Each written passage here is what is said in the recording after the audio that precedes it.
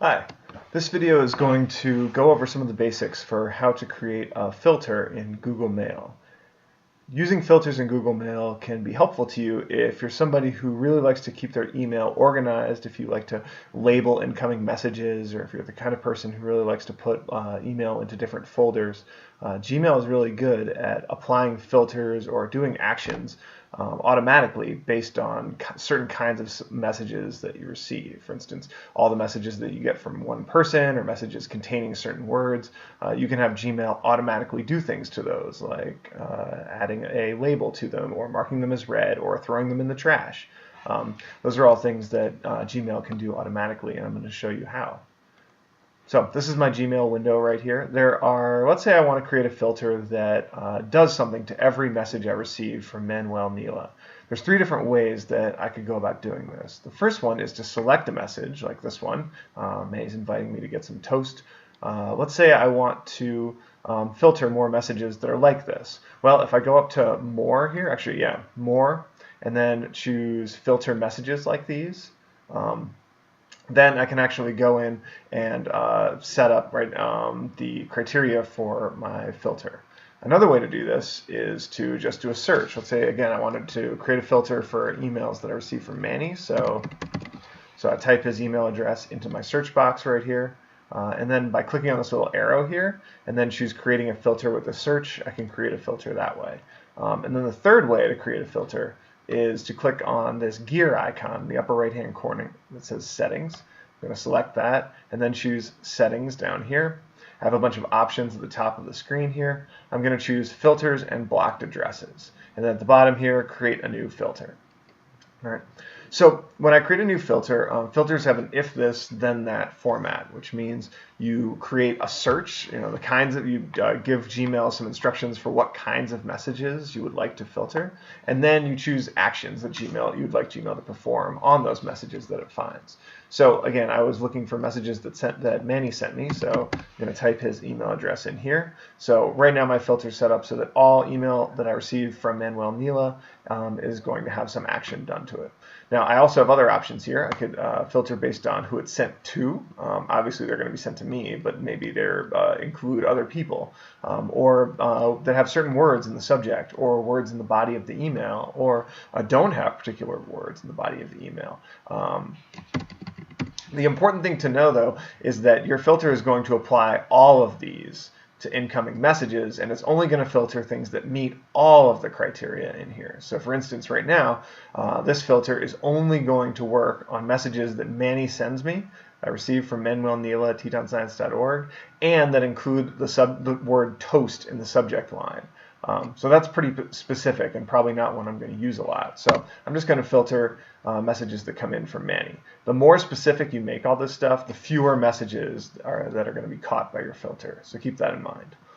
You can also filter by whether or not it has an attachment or how big the message is, which can be useful as well. So once you've got your criteria all set up, again, I'm looking for messages that Manny sent me, then you're going to go on to telling Gmail what to do with those messages. So every time I get a message from Manny, I could set it to skip my inbox, or to mark it as already being read, or to add a star, or to add a label to it. Labels are kind of like folders in Gmail. And so on down. I could have every message I receive from Manny just go straight to the trash. There's a bunch of different options here. The one I'm going to choose, every email Manny sends me is pretty important, so I'm going to apply a label that lets me know that it's important when it comes in. And maybe I'll also mark it as important. You can check as many or as few of these as you want to apply to incoming emails. You could say that you want it to, let's say it's really important, so I want it to give it a star, apply this label, mark it as important, never mark it and send it to spam, and so on. So you get to choose what kind of actions you'd like Gmail to perform, and then after you've done that, at the very bottom you have an option here before you click Create Filter. Gmail will hopefully tell you how many messages you have already in your archive that this filter could apply to. So it's showing me that I already have 4 messages from Manny that I could apply this label to, this action label, when I create the filter. So if I just click the blue button, Create Filter, it'll apply it to all messages I get from Manny going forward. If I check this box 2, then it will apply this filter to every message that I already have gotten from Manny, and also everyone that I receive in the future. I'm just going to apply it to, let's say I will apply it to previous conversations. So, and let's say just to, I'm going to create a new label just to make this a little bit easier to see. So I'm going to create a new label called Manuel Nila. And every message I receive from Manny is going to get that that label, and every message I've already received from Manny is going to get that label too. I hit Create Filter, and here it is down at the bottom. Everything that of my list of filters, everything I get from Manuel Nila is going to get a label applied to it. And now if I look on the left-hand side of my screen here, there's this Manuel Nila label that I just created. And if I click on it, I'll have every message that I've gotten from Manuel Nila showing up right there. So that's how you create a filter. But what good are they? Or what are some of the ways you might use this? I'd say the biggest one that I see most people use is to filter messages that come from a particular person or have particular words in the subject line. A good example is the Field Education Department has a bunch of these set up where, for instance, if a message comes from a particular school group, so it either mentions the name of the school group in the subject line, or it comes from a teacher or administrator that we know is associated with a school group, then the Field Education Department's email filters will automatically apply a label to that message, indicating that it's associated with that school group. For instance, if we get a message from Mike Sildowski, who's the lead teacher for the Columbia School Group, every message that he sends us gets a label that says Columbia School Group. So we can quickly select that label and see every conversation related to that school group moving backwards. Another thing you can do with filters, though, that's pretty popular is this is a way you can actually filter out messages you'd like to not receive.